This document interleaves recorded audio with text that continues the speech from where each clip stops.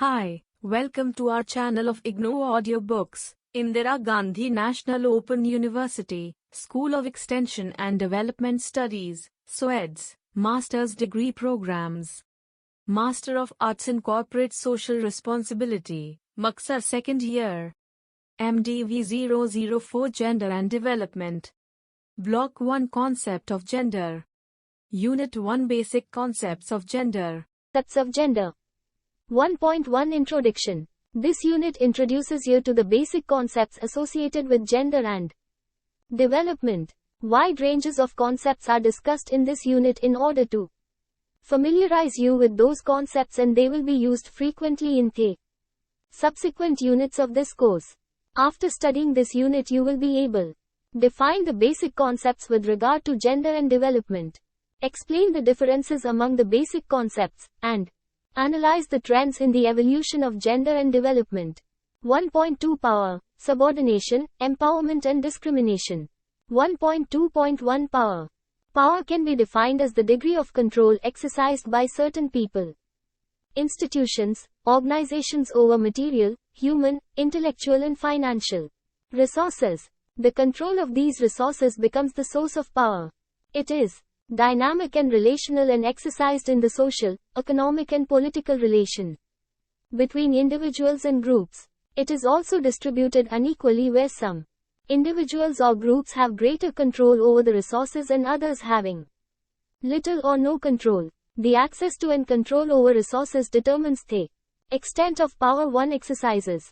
Different degrees of power are sustained and perpetuated through social stratification like gender, class, caste, etc. Power can be understood as operating in a number of different ways. Power over. This power involves an either-or relationship of domination or subordination. Ultimately, it is based on socially sanctioned threats of violence and intimidation. It requires constant vigilance to maintain, and it invites active and passive resistance. Power 2. This power relates to having decision-making authority, power to solve problems, and can be creative and enabling. Power with. This power involves people organizing with a common purpose or common understanding to achieve collective goals. Power within. This power refers to self-confidence, self-awareness and assertiveness. It relates to how individuals can recognize through analyzing their experience how power operates in their lives, and gain the confidence to act, to influence and change this. 1.2.2 Subordination. According to Webster Dictionary, subordination means 1. One who stands in order or rank below another, distinguished from a principal. 2. Inferior in order, nature, dignity, power, importance, or the like. 3. To place in a lower order or class, to make or consider as of less value or importance, as to subordinate one creature to another. 4. To make subject, to subject or subdue, as to subordinate the passions to reason. 5. Placed in a lower order, class, or rank, holding a lower or inferior position. Women's subordination refers to social norms, culture and customs which maintain men as primary, superior and paramount, and women are secondary and subordinate to men. This excludes and restricts women entering into public domain, taking decisions on their own, occupying positions and so on. Women's Conference in Beijing has proclaimed that there is no nation under heaven where women are not subordinated. Thus, women's subordination is a global phenomenon which is considered as the result of the manifestation of patriarchy. 1.2.3 Empowerment. Merriam-Webster Dictionary defines empowerment as to give official authority or legal power to the powerless, to promote the self-actualization. It is providing opportunity to the people to come out of their subordination, deprivation and seek their entitlement. Srilatha Bathliwala defines empowerment as a range of activities from individual self-assertion to collective resistance, protest and mobilization that challenge basic power relations. For individuals and groups, where class, caste, ethnicity and gender determine their access to resources and power, their empowerment begins when they not only recognize the systemic forces that oppress them, but act to change existing power relationships. Empowerment, therefore, is a process aimed at changing the nature and direction of systemic forces that marginalize women and other disadvantaged sectors in a given context. Asian activists define women's empowerment as the process and the result of the process of challenging the ideology of male domination and women's subordination, enabling women to gain equal access to and control over resources, material, human, intellectual, financial, and transforming the systems, institutions, family, education, religion, media, etc., and structures, legal, political, economic, social, through which the ideology and practice of subordination is reinforced and reproduced. 1.2.4 Discrimination. The term discrimination refers to differential treatment taken against a person or group because they belong to certain class, caste, gender, etc. which is considered as lower in the society. Discrimination is the differential behavior towards another group. It involves excluding or restricting members of one group from accessing opportunities that are available to other groups.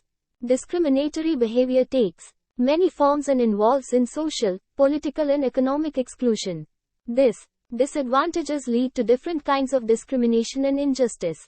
The economic disadvantage may be seen as one of the root causes of discrimination. Unequal distribution of income gives advantages to the working classes than others. Apart from economic causes, people with socially despised sexualities as well as people suffering from different types of illness are also discriminated. In this scenario, the gender discrimination is more predominant. Gender encompasses elements of injustice which stems from the dominant value of the society. The devaluation of women in the society leads to their discrimination. This discrimination manifests in the form of dowry, son preference, sex trafficking, unpaid labor, abuse, nutritional deprivation, lack of education, lack of opportunities in the labor market, domestic violence, other economic, social and political disadvantages. This discrimination takes different forms in different contexts.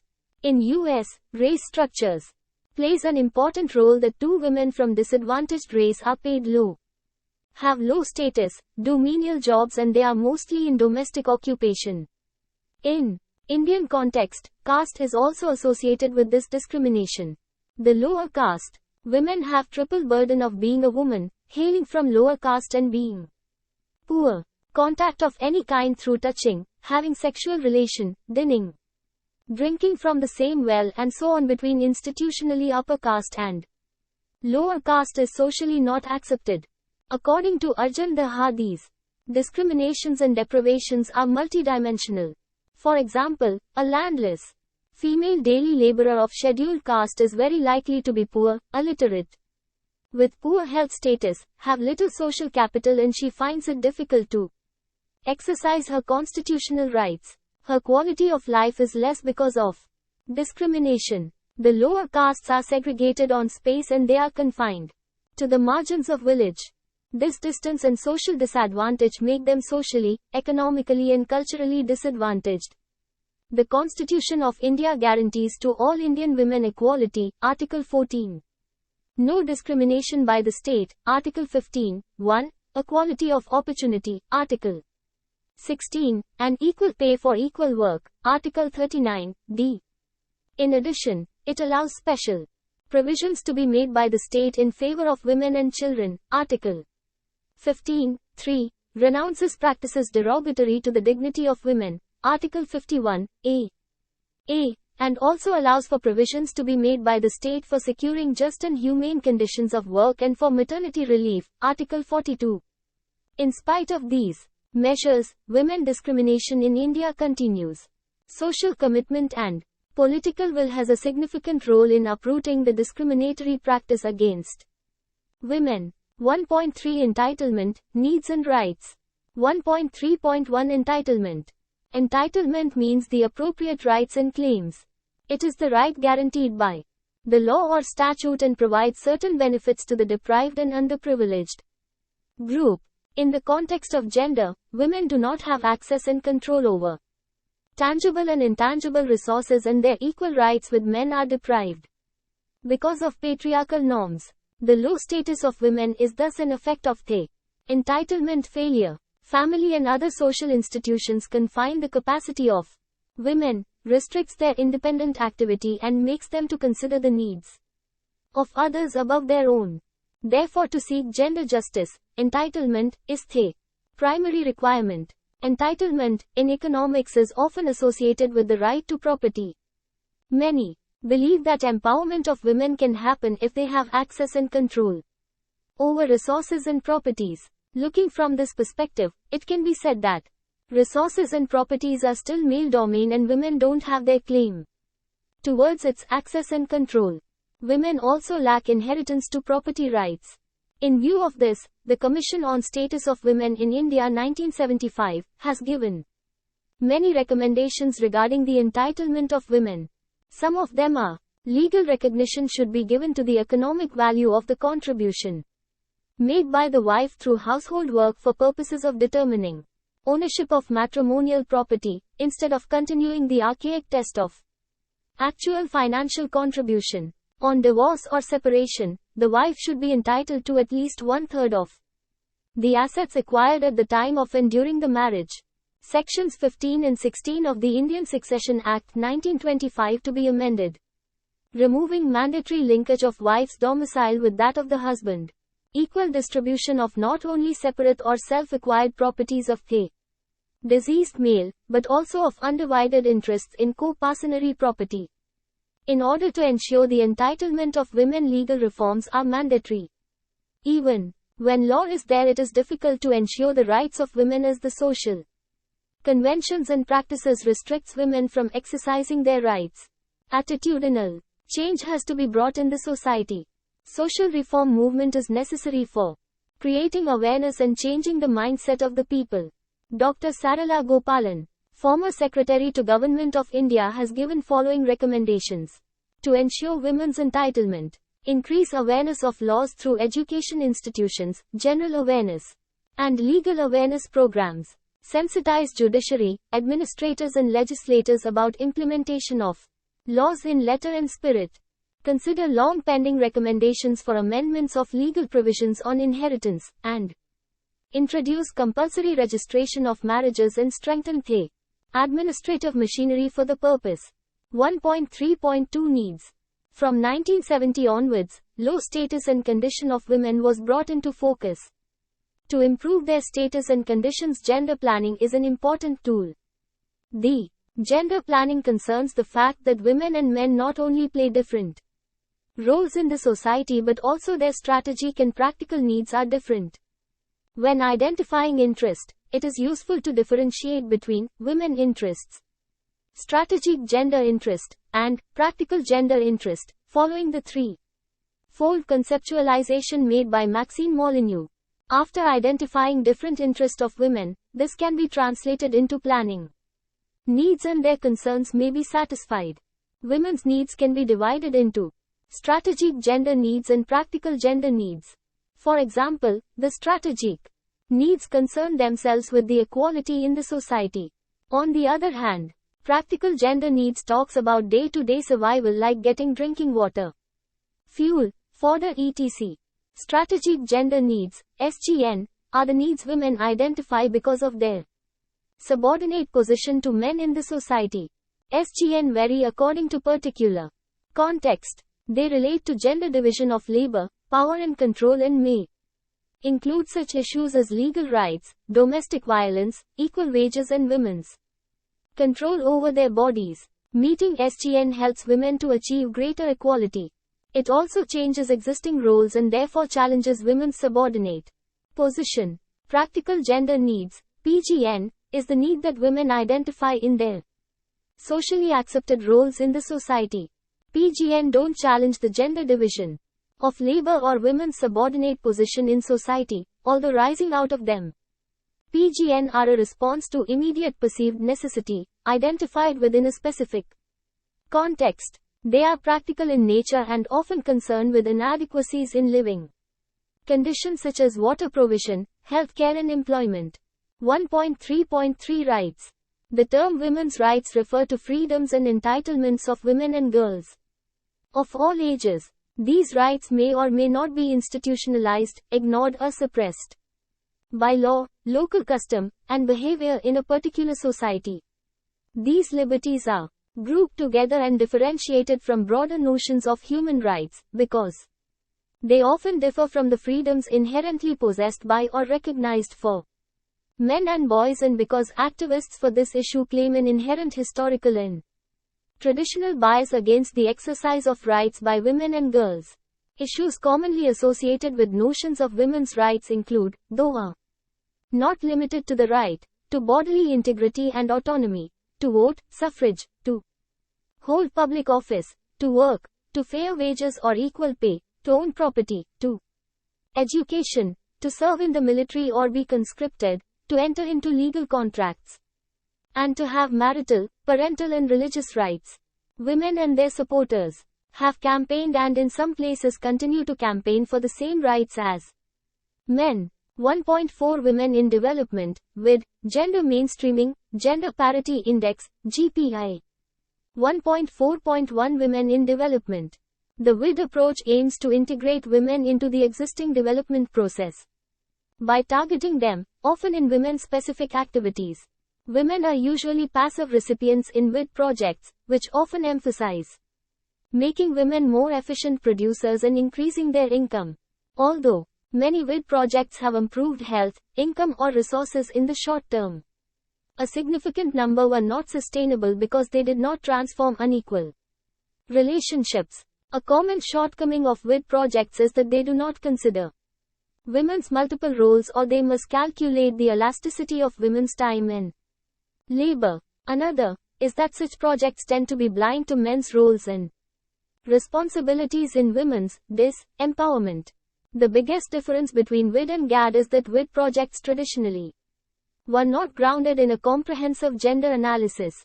The GAD approach is gender analysis driven. There is definitely a need for women-specific and men-specific interventions at times. These complement gender initiatives. 1.4.2 Gender Mainstreaming.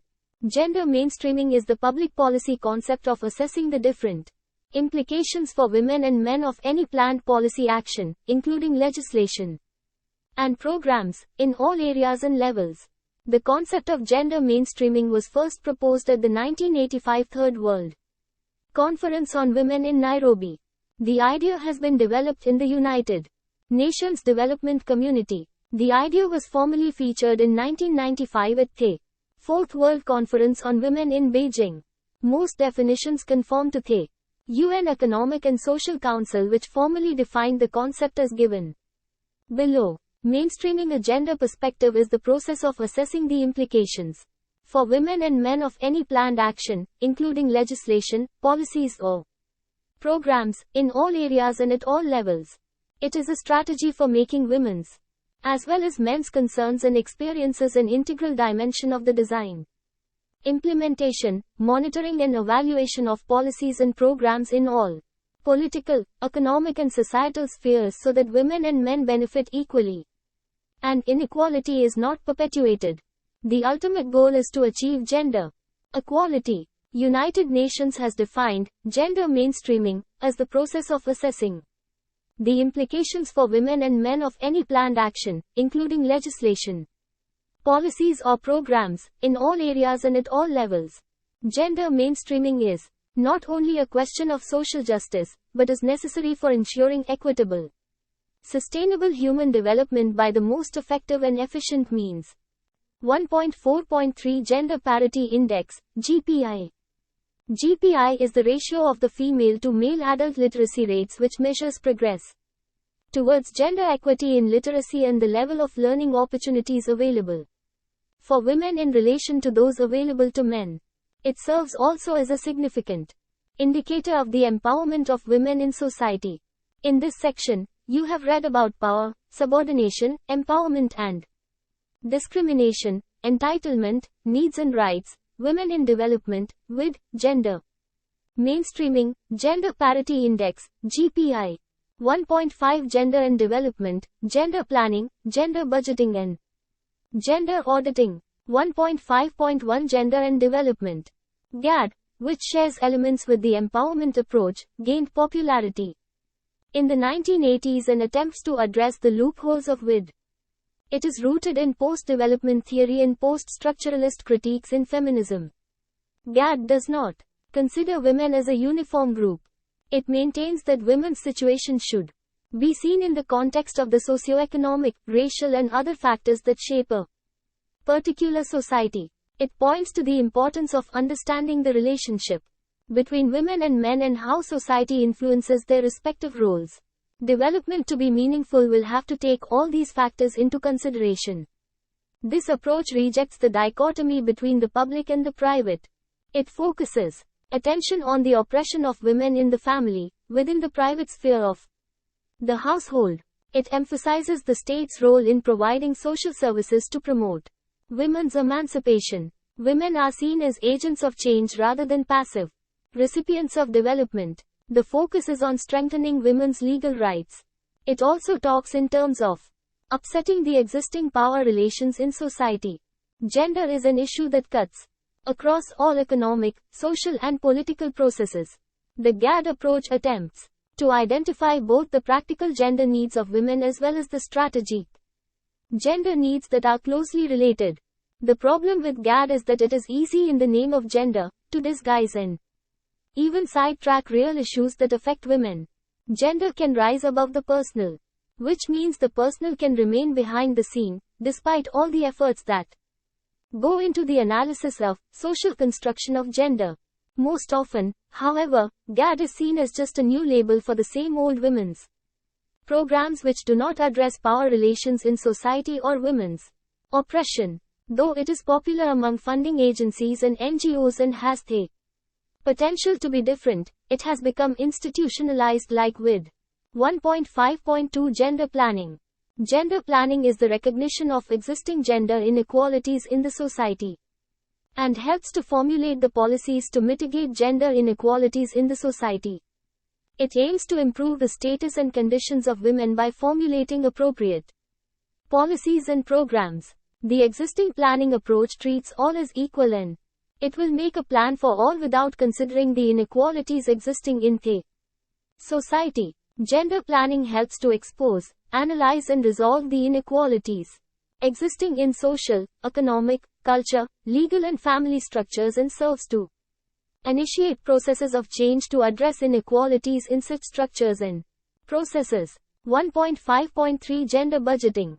A budget is one of the most important instruments which reflect the economic policy of the government. It can also be a powerful tool in transforming the economy at different levels of state, district or grassroots level of village panchayats. It reflects the choices that the government chooses in order to achieve the economic and developmental goals. Of late, gender budgeting has emerged as a new process. This ensures the care for women's needs and priorities in the total budget. This has become an effective mechanism to bring about gender equity. A gender-responsive budget is a budget that acknowledges the gender patterns in the society and allocates money to implement policies and programs that changes these patterns in a way that moves towards a more gender-equal society. Gender budget initiatives are exercises that aim to move the country in the direction of a gender-responsive budget. 1.5.4 Gender auditing. Gender auditing is the analysis of the system and process of finance of any government. Gender auditing implies auditing the income and expenditure of governments from a gender perspective and also analyzing the development basic concepts of gender process, including the process of legislation, guidelines, taxes and social development projects. It understands that policies have a differential impact on men and women by recognizing the roles and responsibilities of men in the society. Form the basis for gender auditing. Gender auditing is one aspect of social auditing. 1.6 GDI and GEM. 1.6.1 GDI. Inter-district, interstate and cross-country comparisons of women's empowerment are obtained from Gender Development Index, GDI. GDI owes its origin to its precursor, the HDI, Human Development Index, three main components of which are per capita income, educational attainment and life expectancy, which is a proxy for health attainment. 1.6.2 GEM. Gender disparities are measured keeping these three indicators into consideration. An additional measure, Gender Empowerment Measure, GEM, has been formulated to take into account aspects relating to economic participation and decision-making by women. The indicators used in GEM are share in income, share in parliamentary seats, and an index that includes share in administrative and managerial jobs and share in professional and technical posts. It was in 1995 that the UNDP brought out the Gender-Related Development Index as a method for assessing gender inequality. The variables used in GDI are similar to those used for the Human Development Index, these being education, health and income. While the HDI measures average achievement, the GDI adjusts the average achievement to reflect the inequalities between men and women in the following dimensions. A long and healthy life, as measured by life expectancy at birth. Knowledge as measured by the adult literacy rate and the combined primary, tertiary and gross enrollment ratio. A decent standard of living, as measured by estimated earned income, PPP. US dollar. Focusing on women's opportunities rather than their capabilities, the GEM captures gender inequality in three key areas. Political participation and decision-making power, as measured by women's and men's percentage share of parliamentary seats. Economic participation and decision-making power, as measured by two indicators, women's and men's percentage shares of positions as legislators, senior officials and managers, and women's and men's percentage share of professional and technical positions. Power over economic resources, as measured by women's and men's estimated earned income, PPP US dollar. 1.7 Gender blind approach, rights based approach, strategic gender needs and practical gender needs. 1.7.1 Gender blind approach. Gender blind approach does not consider these differences existing between men and women, rather it views that men and women belong to the same category. Gender blindness refers to a failure to identify or acknowledge difference on the basis of gender where it is significant. This approach does not recognize gender as an essential factor that determines the choices for men and women separately in the society. Persons or institutions or policies based on this approach consider both men and women as a homogeneous category, and they become blind towards their differential needs. This approach does not question the existing norms and values that discriminate against women and focuses only on the development of communities, households and agricultural sector in general. Moreover, gender-blind policies display ignorance about the gender differences in the allocation of roles and resources and accept the universal norms of the society as such, which is patriarchal in nature. Therefore, the gender policies, even though meant for development, cannot be fruitful as they ignore the differences in resources, entitlements, opportunities, influence between men and women. Women are hence left out and do not get benefits. 1.7.2 Rights-based approach. Rights-based approach aims at promoting and protecting human rights based on international human rights standards. It serves as a conceptual framework in the process of human development. Discriminatory practices, inequalities, unjust distribution of power are some of the factors which serve as hurdles in the holistic and inclusive development process. A rights-based approach seeks to analyze these problems which impede progress of development. Under a human rights-based approach, the plans, policies and processes of development are anchored in a system of rights, and corresponding obligations are established by international law. This helps to promote the sustainability of development work, empowering people themselves, especially the most marginalized, to participate in policy formulation and hold accountable those who have a duty to act. While there's no universal recipe for a rights-based approach, international organizations and rights-based organizations have come together to fight for the rights of deprived and marginalized communities. 1.7.3 Strategic gender needs. It is defined that strategic gender needs are the needs women identify because of their subordinate position to men in their society. Strategic gender needs vary according to the particular context. They relate gender divisions of labor, power, and control, and may include such issues as legal rights, domestic violence, equal wages and women's control over their body. Meeting strategic gender needs. helps women to achieve greater gender equality. It also changes existing gender roles and therefore challenges women's subordinate position. Strategic gender needs are those needs that are formulated from the analysis of women's subordination to men. While formulating strategic gender needs, it also considers the nature and structure of relationship between men and women in the society. It also considers socio-political cultural context. By deriving from these analyses, strategic gender needs provide equality in the society. On this, advocacy is being done to develop policies and programs to fulfill human rights. 1.7.4 Practical Gender Needs. It is defined that practical gender needs are the needs women identify in their socially accepted roles in the society. Practical gender needs do not challenge the gender division of labor or women's subordinate position in the society. Although rising out of them, practical gender needs are a response to immediate, perceived necessity identified within a specific context. They are practical in nature and often are concerned with inadequacies in living conditions such as water provision, healthcare and employment. Unlike strategic gender needs, practical gender needs are formulated from the experiences of women. It includes their day-to-day survival like food, fuel, fodder, water, access to health, etc. The practical gender needs can be sorted out at the grassroots level if local governments and the decision-making structure closest to the society are sensitive towards women's issues.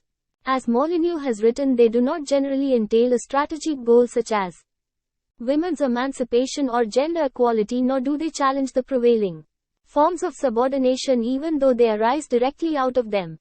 As women, they have dual roles by managing household chores as well as earning. When they planners make policies to meet practical gender needs, they have to consider both women's needs with reference to the domestic as well as income earning activities, and also requirements of the community like access to health and sanitation, access to education, proper connectivity to basic services, opportunities to participate in community life. These needs concern not only the women, but also for the entire community needs. Yet, due to the gender division of labor, society imposes these activities on women. So planners consider these issues and effectively implement practical gender needs at the grassroots level. 1.8 Gender Analysis, Gender Gap Index, Gender Policy and G. 1.8.1 Gender Analysis. Gender analysis refers to the variety of approaches and methods used to assess and understand the differences in the lives of women and men, girls and boys, and the relationships between and amongst them, including their access to resources and opportunities, their activities, and the constraints they face relative to each other. It is a process that identifies the varied and different roles and responsibilities that women, men, girls and boys have in the family, the community, and in economic, legal, political, and social structures. A gender analysis is an essential component of an overall analytical process that a successful development program of social change requires. It is a simple equation, really, if we do not fully understand the trends and dynamics that define and perpetuate gender inequality, a core dimension of labor exploitation.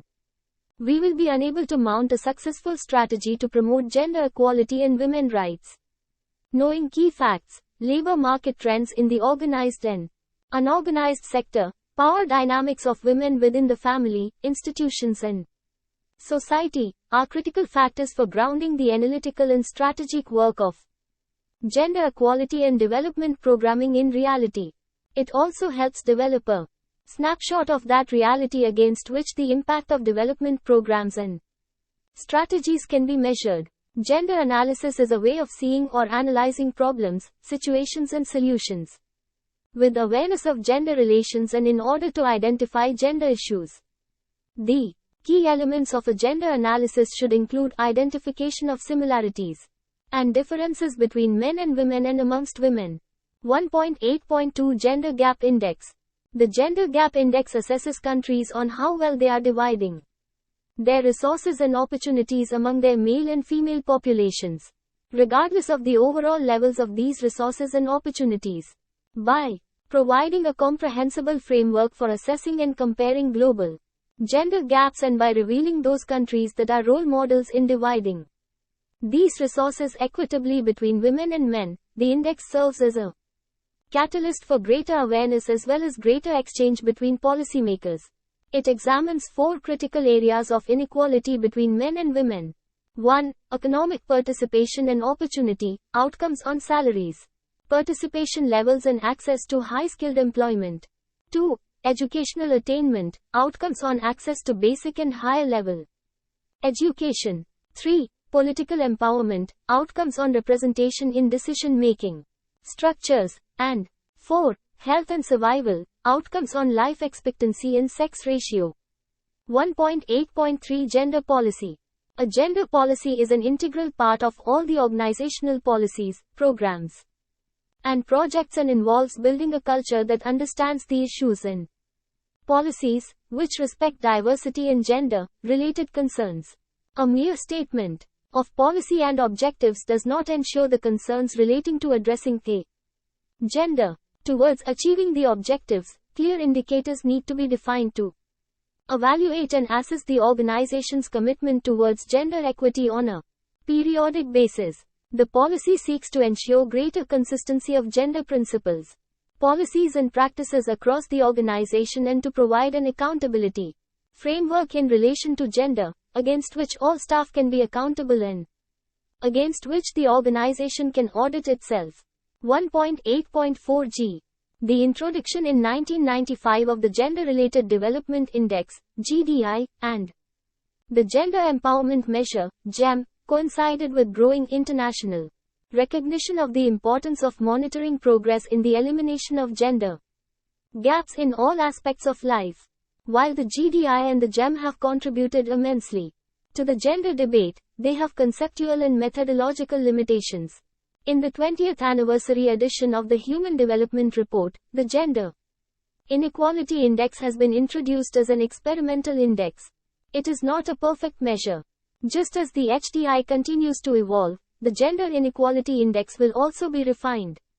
Gender Inequality Index, G, is a measure that captures the loss in achievements due to gender disparities in the dimensions of reproductive health, empowerment, and labor force participation. Values range from 0, perfect equality, to 1, total inequality. The GII, introduced as another experimental series, is unique in including educational attainment, economic and political participation and female-specific health issues and in accounting for overlapping inequalities at the national level. It is thus an important advance on existing global measures of gender equity. In this section you have studied gender and development, gender planning, gender budgeting, gender auditing, GDI, GEM, gender blind approach, rights-based approach, strategic gender needs and practical gender needs, gender analysis, gender gap index, gender policy and G. 1.9 Let us sum UP. This unit has given you an introduction about various concepts in gender and development studies. You have also read about the various measures and indices of gender empowerment and development. This unit also introduces you to the 2 kinds of approaches that the policymakers may adopt while dealing with the gender issues. You have also been sensitized to the different kinds of gender needs. These concepts are discussed in detail with suitable theoretical framework and examples in the following blocks. Thank you. Subscribe to our channel for more updates, and we will see you with the next chapter.